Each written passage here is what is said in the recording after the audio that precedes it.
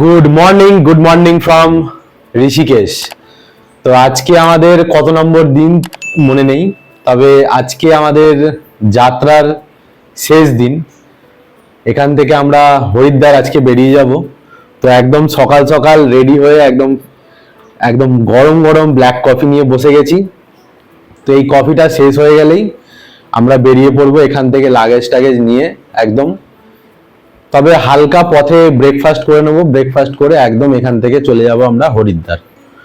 তো আর বেশি কিছু এখন কিছু বলছি না, তো পুরো জার্নিটা দেখতে থাকো। আজকের দিনটাও কিন্তু আমরা হরিদ্বার সাইট সিন করব, তো পুরো পর্বটা দেখতে থাকো, অনেক মজা আছে।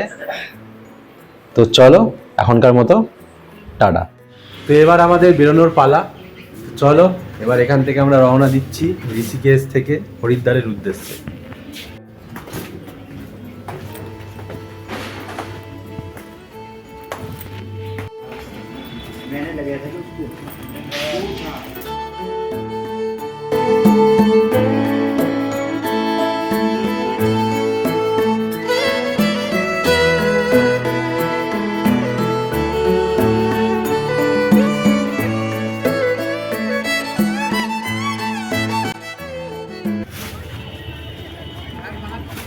তো আমরা কালকের মতনই আবার আজকেও সকালবেলা নিয়েছি ছোলে কুলচে, যেটা আমাদের ব্রেকফাস্ট।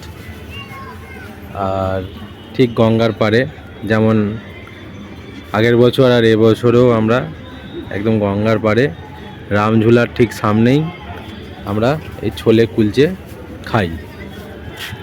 তো চলো ছোলে কুলচেটা খাওয়া দাওয়া করে আমরা এখান থেকে বেরিয়ে পড়ব।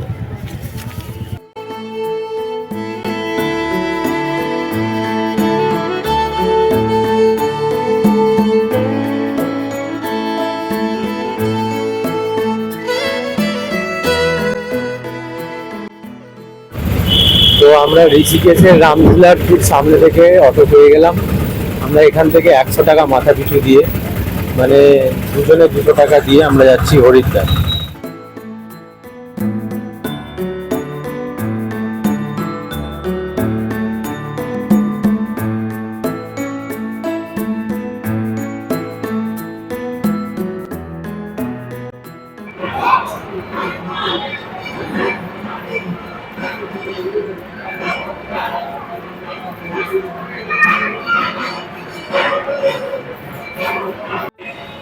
তো আমরা চলে এলাম হরিদ্বারের ভারত সেবাশ্রমে।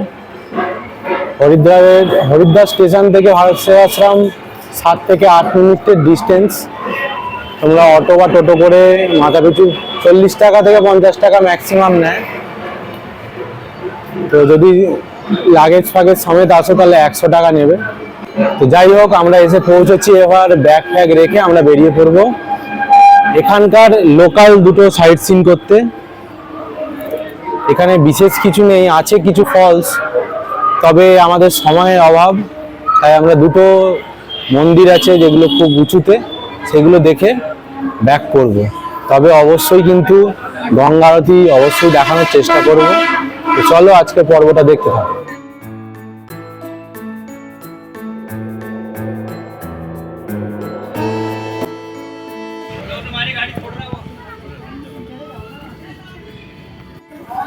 তো আমি এখন হরিদ্বারের মনসা দেবী মন্দিরের সামনে, মানে পথে।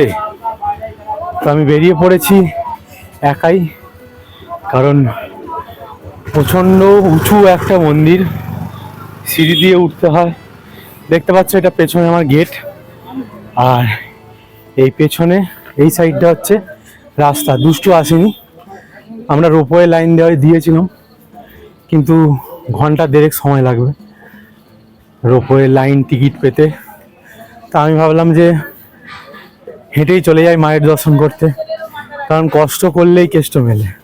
তো যাই হোক, চলো এবার যাওয়া যাক। ওর থেকে তোমাদের একবার রাস্তাটা দেখাই। দেখতে পাচ্ছ বাড়িগুলো কত নিচে। তো পুরো রাস্তাটা আমি একে মানে একা হেঁটে ক্রস করছি। এটাই হচ্ছে ব্যাপার।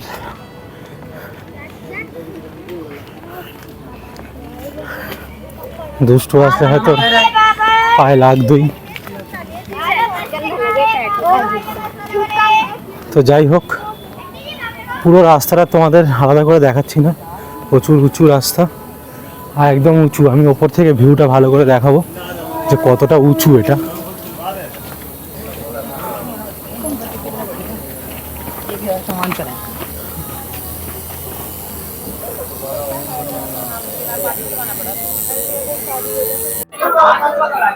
তো এসে গেছি আমি মনসা দেবীর মন্দিরে। তো এর ভেতরেই হচ্ছে মনসা দেবীর মন্দির। তো চলো এবার ভেতরে প্রবেশ করি। তো এসে গেছি মনসা দেবীর মন্দিরে।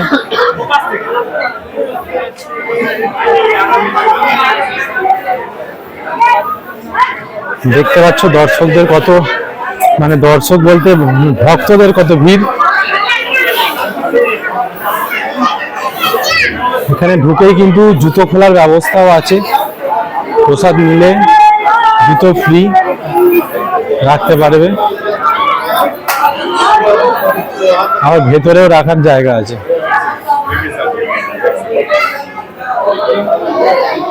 তো এই হচ্ছে মনসা দেবীর মন্দিরে প্রবেশ করছি, দেখতেই পাচ্ছ।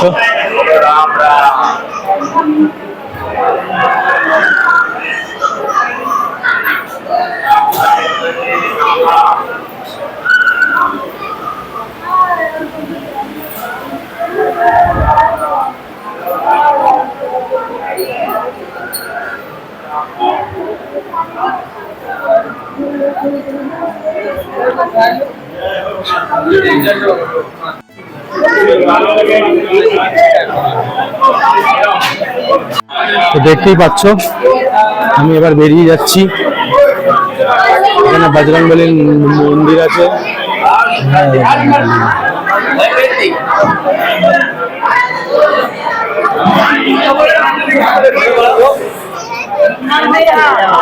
सीधे सीधे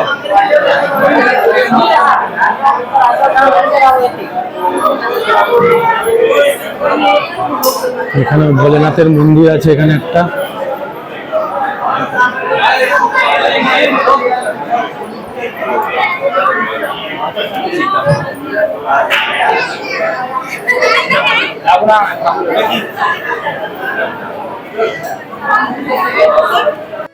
তো এবার আমরা বেরিয়ে যাচ্ছি এখান থেকে, কারণ দর্শন হয়ে গেছে। আর একটা দুটো জায়গা দেখাতে পারিনি, সেখানটায় ক্যামেরা অ্যালাউ ছিল না, তাই দেখাতে পারলাম না। তো চলো এবার বেরিয়ে যাই, দুষ্ট ওখানে একা আছে।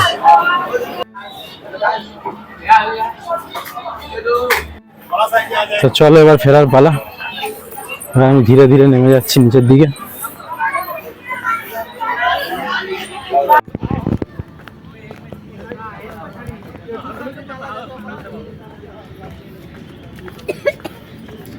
তোমরা দেখতে পাচ্ছ রাস্তাটা কোথায় আর পুরো বাড়ি ঘরগুলো কেমন।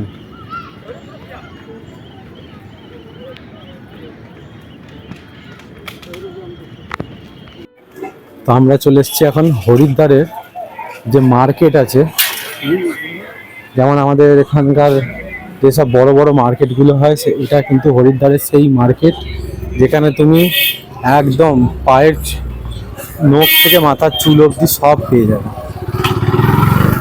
তো এবার একটুখানি মার্কেটে ঘোরার পালা, দেখি মার্কেটে যদি কিছু পাওয়া যায়।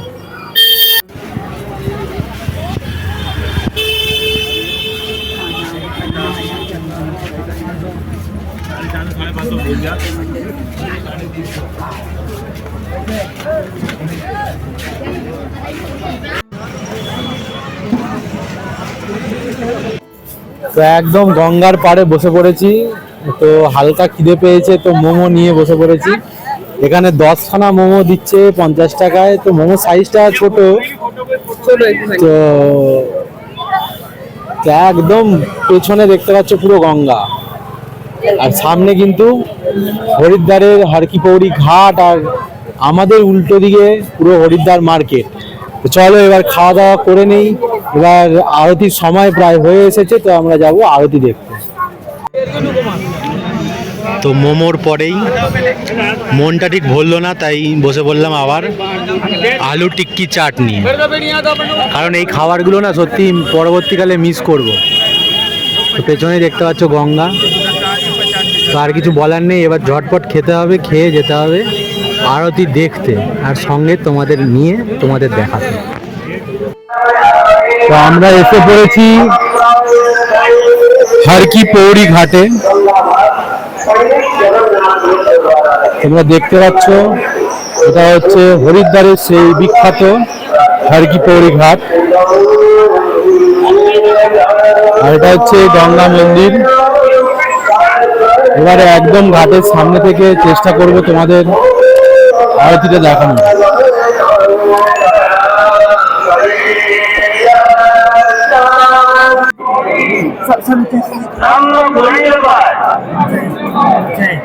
आज गंगा मैया की साक्षी में संकल्प लेते हैं।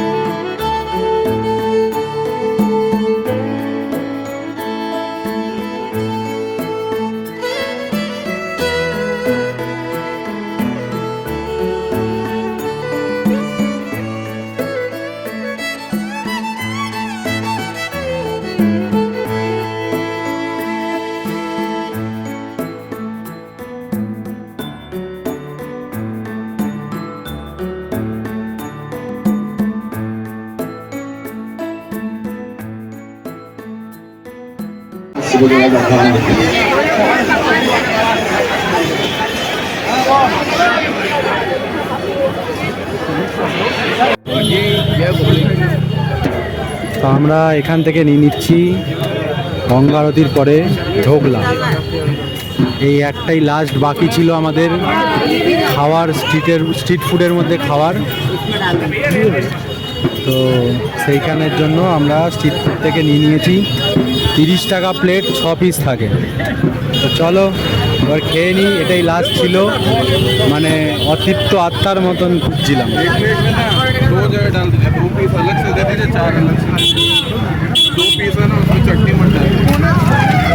তো চলো এবার খেয়ে দিয়ে আমরা বেরিয়ে যাবো।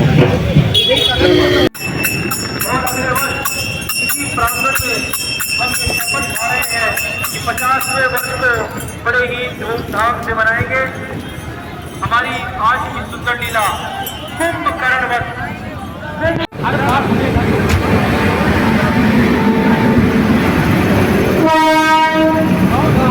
আমাদের ট্রেন 13010 দুন এক্সপ্রেস চলে এসছে হরিদ্বার স্টেশনে। তো এবার আমাদের বাড়ি ফেরার পালা। তো চলো ট্রেনটা দাঁড়াক, আমাদের S7 coach number.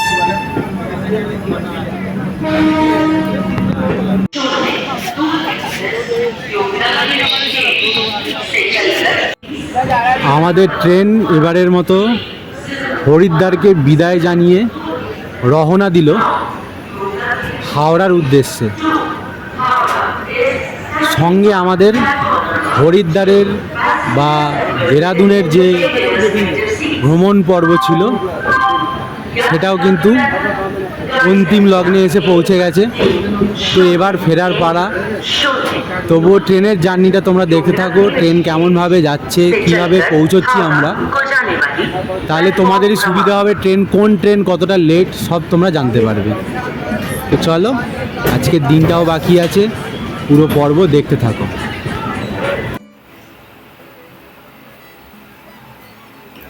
Welcome back. তো আবার এসে গেছি ট্রেনের একদম রাতের খাবার নিয়ে, মানে রাতের ডিনার নিয়ে। তো প্রত্যেক দিনের মতন আজকে আমাদের ডিনারে রয়েছে মটর পনির। একবার খালি মটর পনিরের ইটা দেখো, একবার টেক্সচারটা দেখো, গাঢ় থিকনেস। তো যাই হোক, আর এখানে আছে রুটি আর স্যালাড, আর সামনে বসে গেছে। তো যাই হোক, চলো, অনেক রাত হয়ে গেছে, প্রায় 11টা বাজতে চললো। তো আজকে আর বেশি কিছু বলবো না। তো এবার খেয়ে দে শোয়ার পালা। তবে শোয়ার আগে অবশ্যই একবার তোমাদের জানান দেব।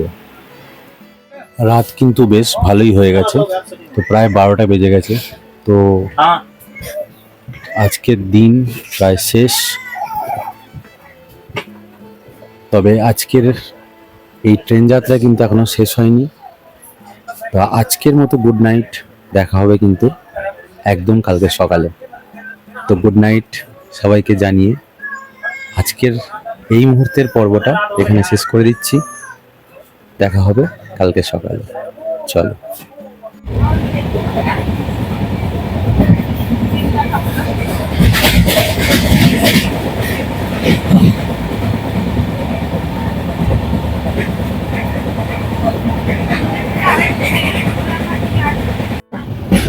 Good morning everyone, good morning. তো আরও একটা দিনের শুরু। তো আজকেও আমরা ট্রেনে এখনো চলছে, ট্রেন ঠিকঠাক টাইমে আছে। তো আমি সকালে কফি নিয়ে বসে গেছি, আর দুষ্টু এখনো ঘুমোচ্ছে। তো কফিটা ভালোই স্ট্রং আছে, কিন্তু বেশ মিষ্টি। যাই হোক, এভাবেই চলছে। তো আস্তে আস্তে আমার সিট দখল হয়ে যাচ্ছে, একটুখানি আমি সিটের দিকে খেয়াল দিই। তো আজকের দিনটা ট্রেনেই চলবে, এভাবেই চলবে। আর কি কি আমরা ট্রেনে করছি সেগুলো তো তোমাদের দেখাতেই থাকবে।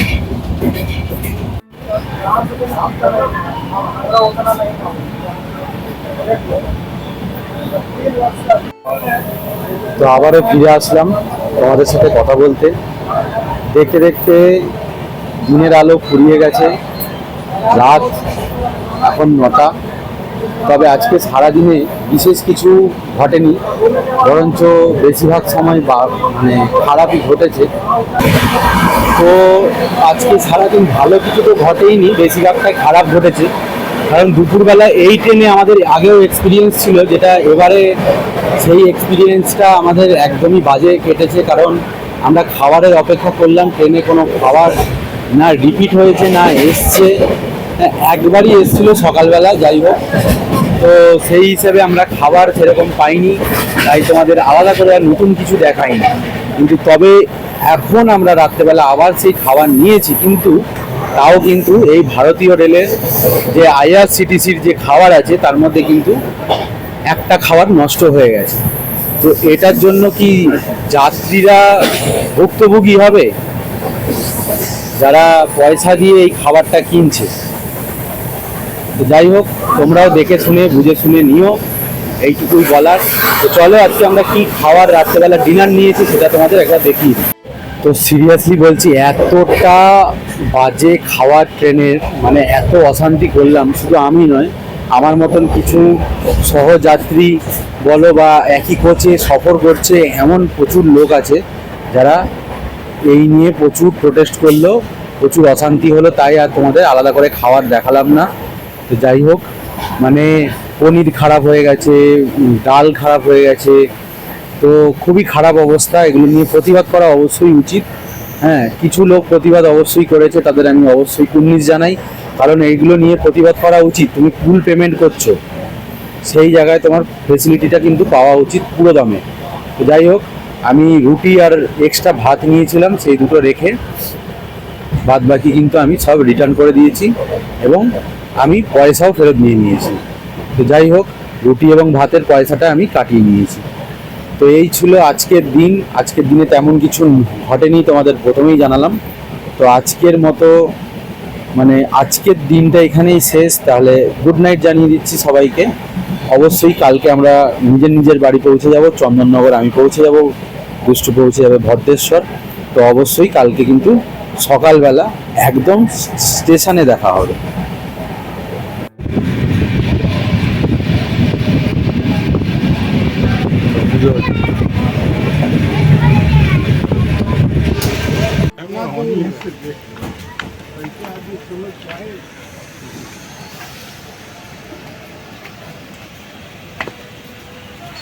Good morning everyone, good morning from Chandannagar.